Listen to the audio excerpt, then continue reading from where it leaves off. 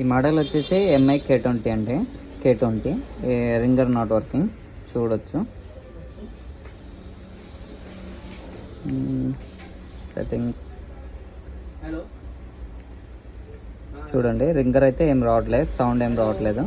Customer అయితే ringer రావట్లేదని మనకు చెప్పడం అయితే జరుగుతుంది. అదే ఈ ప్రాబ్లం వచ్చేసి CPU ఇష్యూ ఉంటుందండి.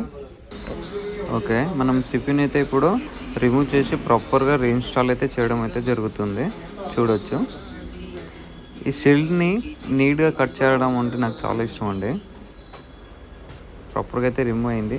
క్లీన్ చేసి దీన్ని రివాల్వింగ్ అయితే చేస్తాం. చూడండి, సిప్ అయితే క్లీన్ అయిపోయిందండి. ఇప్పుడు ఫిక్సింగ్ అయితే చేస్తాం. చేసేసిన తర్వాత మనం ఆడియో అయితే చెక్ చేద్దామండి. చూడొచ్చు.